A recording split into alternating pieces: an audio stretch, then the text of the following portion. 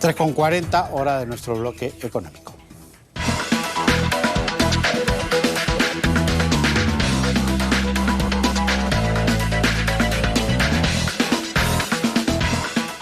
Vamos a seguir profundizando aquí en Contacto sobre la eficacia, la efectividad que puede tener esta medida dada por el gobierno, ratificada además por el Congreso de la República, de quitar el IGB algunos meses a ciertos productos para ayudar a desinflar un poco los precios que están en alza de productos de la canasta básica, de productos de primera necesidad. Porque ya muchos están ahondando en el análisis y aseguran que finalmente esto no va a tener ningún efecto o un efecto muy reducido y de repente tal vez un efecto en personas que no lo necesitan, más no en las personas que más lo necesitan, lo cual sería, pues, terminaría siendo un despropósito. Ayer, por ejemplo, la Sociedad Nacional de Industrias ha dicho que como no se ha retirado el IGB en toda la cadena productiva, sino en algunos puntos nada más, pues finalmente ellos, pues, los industriales, podrían incluso terminar perjudicados y teniendo que trasladar ese costo a el consumidor final, con lo cual en vez de bajar el precio de los productos podrían incluso subir. Para hablar de este tema estamos con Walker Villanueva, profesor de SAN, que ya nos acompaña. Señor Villanueva, ¿qué tal? Muy buenas tardes. Buenas tardes. ¿Cuál es su análisis respecto a la eficacia o efectividad que puede tener esta medida de retirar el IGB por algún tiempo para ayudar a que los productos de la canasta básica bajen su precio? Sí, me parece que la eficacia va a ser muy limitada porque finalmente los precios se determinan por la ley de la oferta y la demanda. Hay productos de demanda elástica o inelástica, no se puede decir productos que si sube o baja el precio, finalmente la gente sigue consumiendo. Y finalmente los precios depende básicamente de la ley de oferta y la demanda. Por lo tanto, el hecho de que se exonere de IGB a estos productos de la canasta básica no significa automáticamente que vaya a disminuir en 18%, ¿no? Eso no ocurre. Y dado el tiempo limitado, porque se dice que es hasta el 31 es la expectativa que se ha generado, ¿no? O sea, yo retiro el 18% del IGB, entonces voy a ir mañana a comprar tal o cual producto y va a estar 18% más barato. Es difícil, ¿no? No, es muy difícil porque además el proyecto de ley sí dice con buen criterio que los insumos principales para elaborar el pan o el insumo principal para vender una gallina o un pollo o un gallo, ¿no es cierto? El insumo principal otorga crédito fiscal. Eso es positivo. Pero lo negativo de esa medida es que no se trata de todas las compras que uno necesita para producir un pan. No solamente está la harina para producir el pan, sino están también los gastos indirectos como la luz, el agua, el alquiler, la depreciación de la maquinaria, etcétera. Es decir, hay un montón, digamos, de compras necesarias para producir un pan. Y todas esas compras necesarias para producir un pan no otorgan crédito fiscal. Entonces, ¿eso qué significa? Que si yo no tengo derecho a recuperar el IGB de mis compras, es decir, yo para producir pan tengo compras por 1.000, digamos, y tengo un crédito fiscal potencial de 180, lo que está diciendo el Estado, de esos 180 separa lo que es harina. Y en mi ejemplo de los 1.000, supongamos que de los 1.500 es la harina, ¿no? Entonces yo voy a tener crédito fiscal solo por 90. Los otros 500 y los otros 90 que acompañan a las otras compras no otorgan crédito fiscal.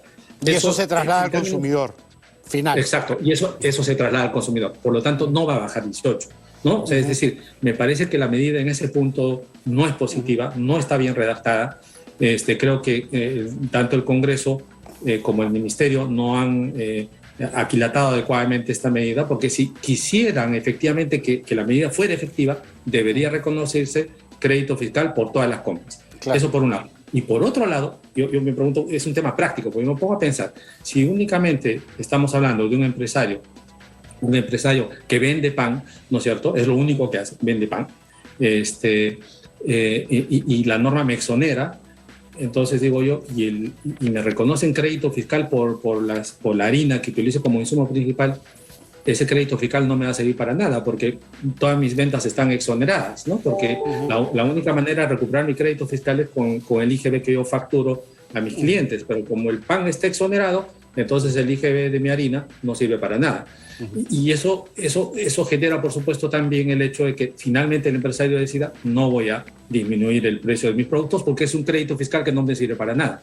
Claro. Entonces, al final... Y hay otro punto que es importante, y es que básicamente nuestra economía es informal, ¿no? Y a veces se dan leyes como si fuéramos un país mayoritariamente formal, donde estas medidas podrían tener efecto, pero en realidad somos un país en 80% informal, donde la gente compra y vende sin dar factura ni tributar nada. Entonces ahí no hay IGB que restarle, ¿no? Sí, claro. En el momento en que la economía formal se desconecta, digamos, y pasa a ser informal, efectivamente ese IGB de las compras pasa a ser un costo del producto, porque como soy informal no voy a poder deducir el IGB de las compras como crédito fiscal. El IGB de compra, o sea, por ejemplo, compro harina, si lo compro y lo estoy vendiendo a un informal, el informal no va a deducir eso como crédito fiscal porque simplemente está fuera de la economía formal. Por lo tanto, la compra de harina, el IGB de la compra de harina lo va a considerar como un costo y por lo tanto el precio del pan no va a bajar. ¿No es cierto? ¿Por qué? Porque estoy desconectando la cadena formal con la economía informal.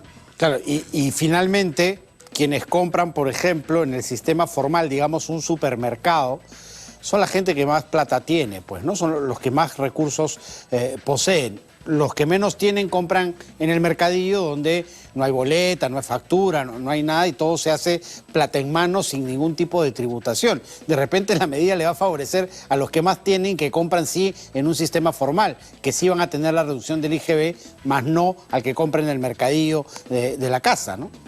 Completamente de acuerdo, porque precisamente el IGB es un impuesto que los especialistas señalan que es un impuesto ciego.